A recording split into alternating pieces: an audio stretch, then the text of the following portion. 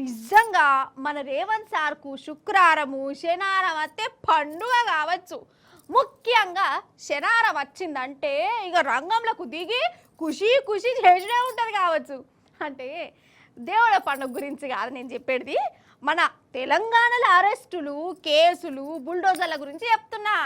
ఇందిరమ్మ పాలన అంటే శనివారం ఆదివారం పాలన అన్నట్టే చేస్తాడు. ఎట్లనో చూడురిగా.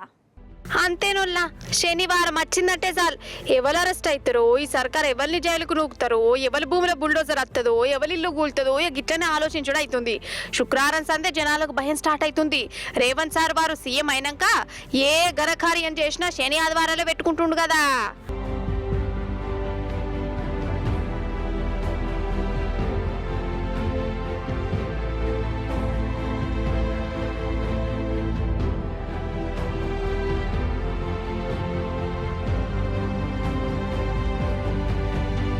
హైడ్రా పేరుతో ఇండ్లు కూల్చిన, సెంటర్ యూనివర్సిటీ బుల్డోజర్లు రప్పించి చెట్లు నరికిన, నిలదీసిన వాళ్ళని అరెస్టులు చేసిన, విలేకరుల మీద కేసులు పెట్టిన అంతా శనివారం అయితరమే అవుతున్నాయి.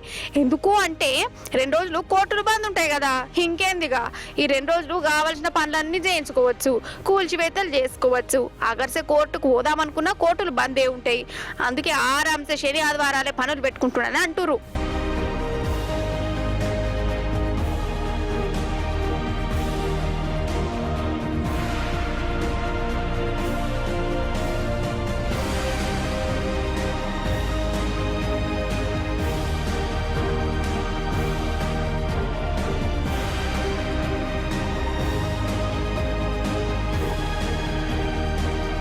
కాదోల్లా, అసలు ఇందిరమ్మ పాలన అంటే గీదా? అరే కోర్టులను పట్టించుకోవట్లేదు, కానూన్ను చూసుడులేదు, అంటే ఊర మీద పోలీసులు ఎగదోషుడు, జనాలకు లేనిపోని భయాలు పెట్టించుడు, రోడ్డు పాలు చేసుడు.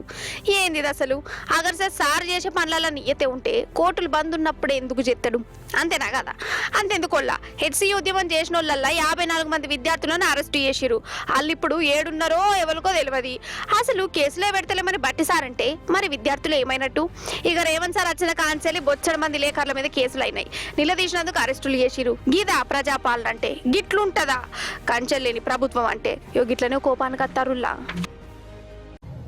జనం తిడితే, జనం ఆక్రోశిస్తే, జనం గట్టిగా మాట్లాడితే జర్నలిస్టులను జైల్లో పెడతారా? జనం గట్టిగా మిమ్మల్ని నిరసిస్తే, జనం గట్టిగా మీ మీద గొంతు విప్పితే దాన్ని చూపెట్టిన పాపానికి ఇవాళ జర్నలిస్టులను జైలుకు పంపుతారా?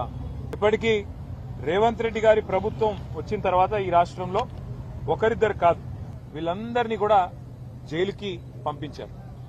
అంటే ఇంత నికృష్టంగా కేవలం ప్రభుత్వం మీద ఉన్న అసహనం ఏదైతే ప్రజల్లో ఉందో, ప్రభుత్వం మీద ఉన్న అభిప్రాయం ఏదైతే ప్రజల్లో ఉందో, దాన్ని అక్కడ మెయిన్ స్ట్రీమ్ మీడియా పట్టించుకోవట్లేదు కాబట్టి, ప్రధాన మీడియాని రేవంత్ రెడ్డి గారు మేనేజ్ చేస్తున్నారు కాబట్టి, వాళ్ళు చూపెడతలేరు కాబట్టి, ప్రజలు ప్రత్యామ్నాయ మీడియా అయిన డిజిటల్ మీడియాలో తమ ఆక్రోశాన్ని వెలగక్కితే, రేవంత్ రెడ్డి భాషలోనే రేవంత్ రెడ్డికి ఆయన స్థానాన్ని గుర్తు చేస్తే, ఇవాళ ఈ రకంగా మాట్లాడడం అనేది, ఈ రకంగా జర్నలిస్టులను జైల్లో పెట్టడం అనేది ఎంతవరకు మంచిదో ఆయన కూడా ఆలోచించుకోవాలి.